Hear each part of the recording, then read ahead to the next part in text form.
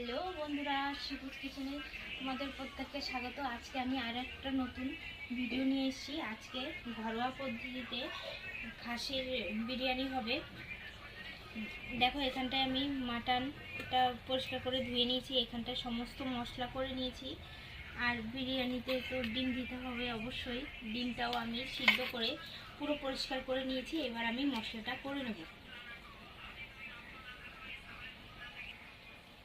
আমি এখানে বেরেস্তাটা করার জন্য পেঁয়াজটা কুচি কুচি করে কেটে নিয়েছি। আলুটা আর বেরেস্তাটা ভালোভাবে ভেজে নেব। আর এখানটায় মাংসের জন্য আমি পেঁয়াজটা কেটে নিয়েছি। এবার আমি মশলাগুলো করে নেব। আজকের আইটেম থাকবে মাটন বিরিয়ানি আর টমেটোর চাটনি। টমেটোর চাটনিটার জন্য আমি টমেটোটা ভালোভাবে সিদ্ধ করে নিয়েছি। সিদ্ধ করে নিলে ভালো হয়, কেননা ওই টমেটোর উপরের চোচাটা ভালোভাবে উঠে যায়। আর যদি সিদ্ধ না করে আমরা চাটনিটা করি তাহলে চোচাটা খেতে মুখে বাঁধবে। আর এরকম করে নিলে একটুকু মুখে বাঁধবে না, কেউ বলতেই পারবে না যে এটা টমেটোর চাটনি।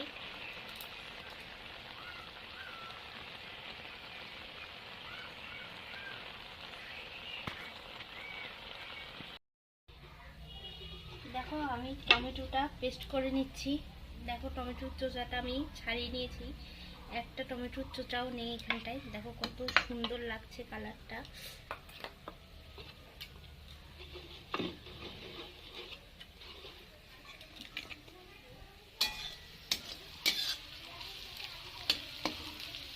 আমি এখানটায় দেখো বেরেস্তাটা লাল লাল করে ভেজে নিয়েছি। বেরেস্তাটা ভাজার সময় তোমরা হালকা একটু লবণ ছিটিয়ে দেবে, তাহলে তাড়াতাড়ি ভাজা হয়ে যাবে। দেখো, এখানটায় আমি সেম প্রসেসে আলু আর ডিমটাও ভেজে নিয়েছি হালকা লবণ দিয়ে।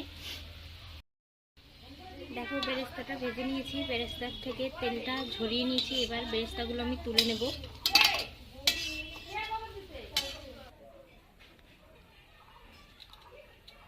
আমি এখন টমেটোর চাটনি করার জন্য হালকা একটু সর্ষের তেল দিয়ে দেবো ফোড়নটা দেওয়ার জন্য। তেলটা ভালোভাবে গরম করে নেব।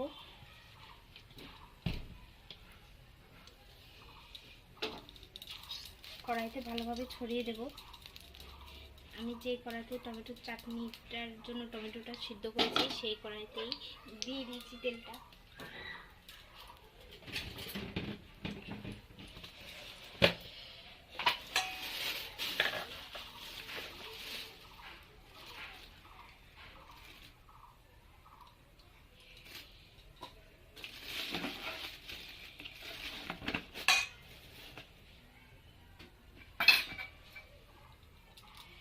কয়েকটা দানা সর্ষে ফোড়ন দিয়ে দেব। টমেটোটার সাথে আমি এখানটায় মাটনের জন্য তেলটা গরম হতে দিয়ে দিয়েছি। এবার সব মশলাটা আমি এখানটায় করে রেখেছিলাম এটা দিয়ে দেব তেলে।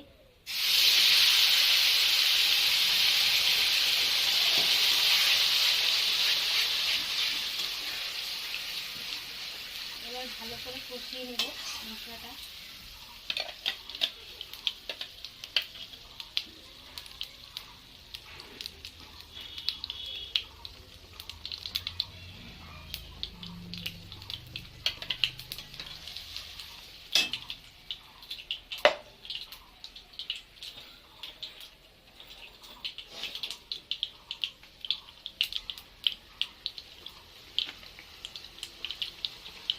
এবার মশলাটির পরিমাণ অনুযায়ী লবণটা দিয়ে দেব।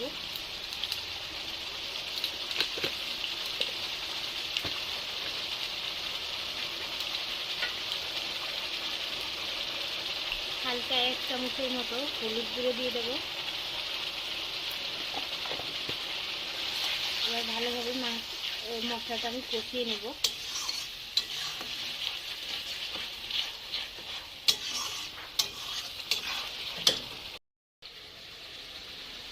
দেখো, টমেটোর চাটনির জন্য আমি এখানটায় ফোড়নটা হয়ে গেছিলো, টমেটোটা ছেড়ে দিয়েছি।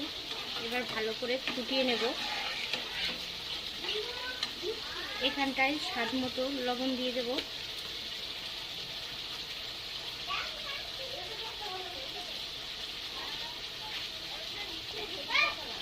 এবার লবণটা দিয়ে ভালোভাবে কষিয়ে নেব। তোমরা চাইলে এটাতে একটু হলুদ গুঁড়ো দিতে পারো, কিন্তু এটাতে আমি হলুদ গুঁড়ো দেবো না। আর দেখো মশলাটা কষানো হয়ে গেছে, এবার আমি মাটনটা ছেড়ে দেবো। এবার মাটনের সাথে ভালোভাবে মশলাটা কষিয়ে নেব।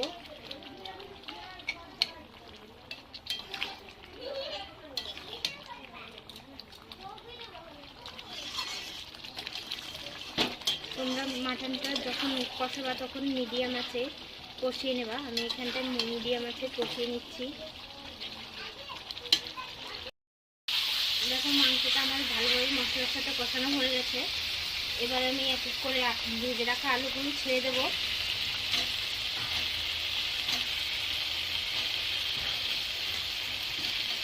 এবার আবারও আলুটার সাথে মাংস ভালোভাবে কষিয়ে নেব মাংসের সাথে।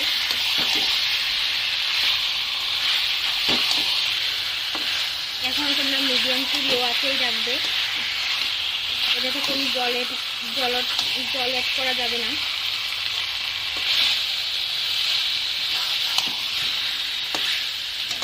মিডিয়াম আঁচেই ভাজতে হবে এটাকে। আলুটা তো আগেই ভেজে নিয়েছি। এবার আমি টমেটোর চাটনিতে পরিমাণ মতো চিনিটা দিয়ে দেবো। তোমরা যে যেমন মিষ্টি খাও সেরকম মিষ্টি দেবে।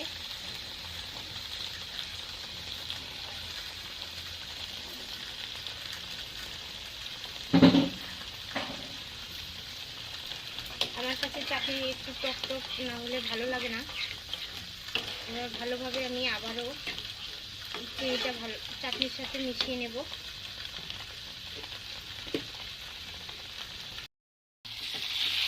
দেখো মাংসটা প্রায় কষে এসছে আলুর সাথে। এবার আমি বিরিয়ানির চালের জলটা বসিয়ে দিয়েছি। বিরিয়ানির জন্য যেই গোটা মশলাটা দিতে হয়, দেখো এখানটায় আমি লং নিয়েছি, এলাচ নিয়েছি, দারচিনি নিয়েছি। এবার দিয়ে জলটা ভালোভাবে ফুটিয়ে নেব।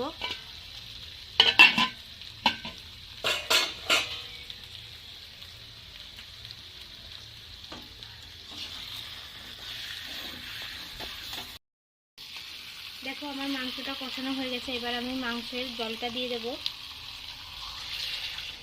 এখানটায় মাংসতে বেশি জল দিতে হবে না, কষানোতেই মাংসটা হয়ে গেছিলো। এখানটায় আমি 1.5 গ্লাসের মতো জল দেব। জল দিয়ে ভালোভাবে ফুটিয়ে নেব। এবার আমি জলটার সাথে ভালোভাবে সমস্ত মশলা মিক্সড করে নেব। দেখো কালারটা কত সুন্দর এসছে। এবার ভালোভাবে ঢেকে দিয়ে এটা আমি ভালোভাবে ফুটিয়ে নেব।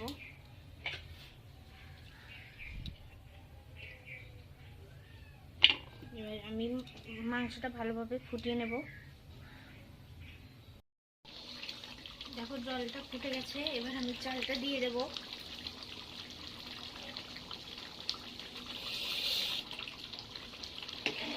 ভালোভাবে একটু নেড়ে, যেন চালটা নিচে না লেগে যায়, নেড়ে ঢেকে দেব।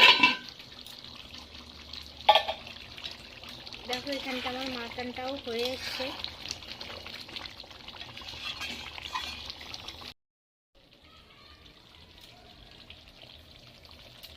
দেখো আমার মাংসটা হয়ে গেছে। এবার গরম মশলাটা দিয়ে আমি ভালোভাবে নেড়ে চেড়ে মাংসটা নামিয়ে নেব। দারুণ একটা সেন্ট বেরিয়েছে মাটন থেকে।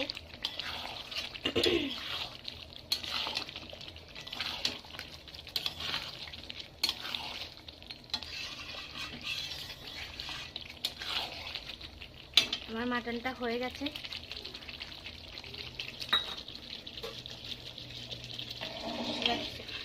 ভাতটা দেখে নেব। ভাতটা আর একটু সময় নেবে।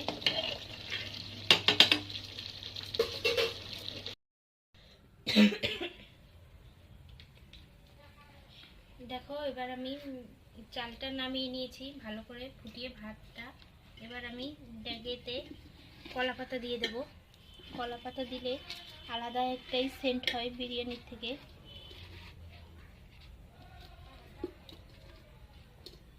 দেখো আমি কলা পাতাটা ভালো করে বসিয়ে দিয়েছি।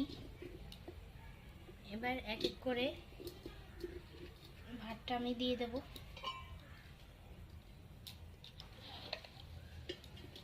ভাতটা দেওয়ার আগে হালকা একটু ঘি ছড়িয়ে দেব।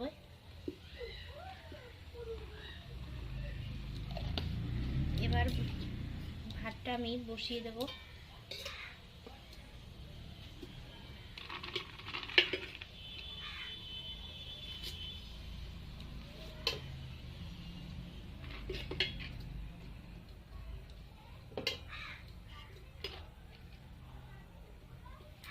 ভাতটা ভালোভাবে চারদিকে ছড়িয়ে দিতে হবে।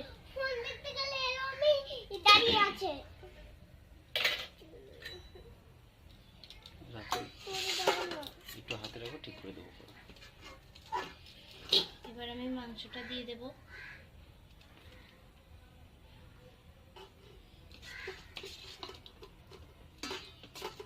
এরকম সেম প্রসেসে আমি পুরো ভাতটা দিয়ে দেবো এখানটায়।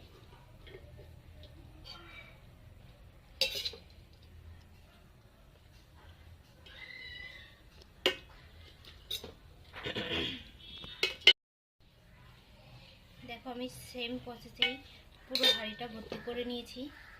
এবার হাঁড়ির মুখ আটকানোর জন্য একটু আটা গুলিয়ে মুখটা আটকে দেব।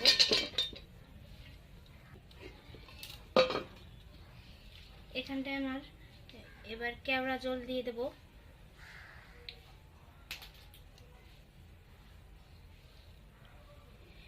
আমি এখানে 2 মুটকি করে কেওড়া জল আর গোলাপ জল দিয়ে দেব।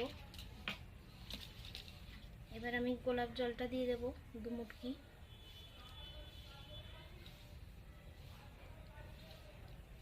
তোমরা যে যেমন পছন্দ করো এটার গ্রান সেরকমই ব্যবহার করবে।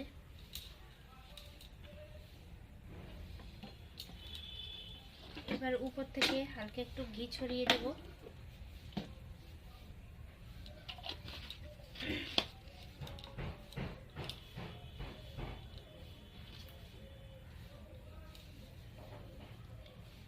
ঘিটা ছড়িয়ে এবার আমি বেরেস্তাটা দিয়ে দেব উপরে। তোমরা চাইলে প্রত্যেকটা পাটে পাটে দিতে পারো, কিন্তু আমার সবচাইতে ভালো হয় এরকম করেই উপরে দিলে।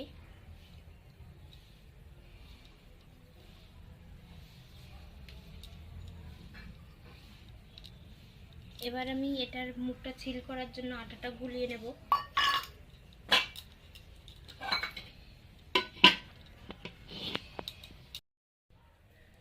দেখো এইভাবে আটাটা গুলিয়ে ভালোভাবে ছিল করে নিতে হয় চারদিকটা।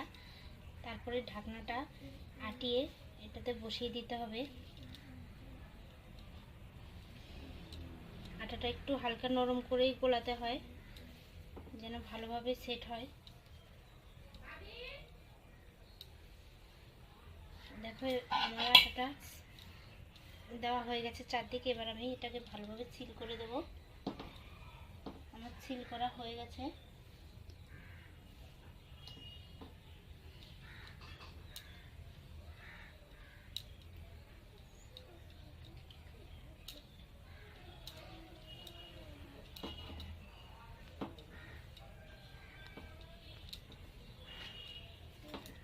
এরকম ভালোভাবে চারদিকটা ঘুরিয়ে ঘুরিয়ে সেল করে দিতে হয়।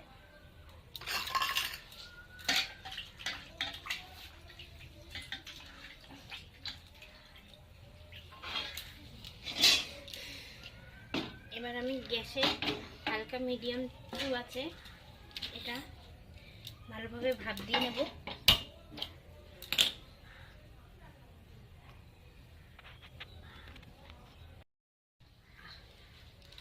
আমার এটা ভাপ দেওয়া হয়ে গেছে। এবার আমি বিরিয়ানিটা নামিয়ে নেব।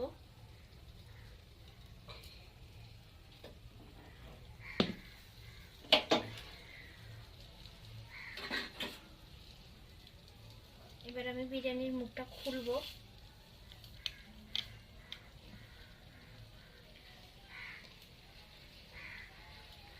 খুব সুন্দর একটা সেন্ট বেরিয়েছে। আমার চ্যানেলটাকে লাইক শেয়ার কমেন্ট করো। আমার পাশে থাকার জন্য অনেক অনেক ধন্যবাদ তোমাদের।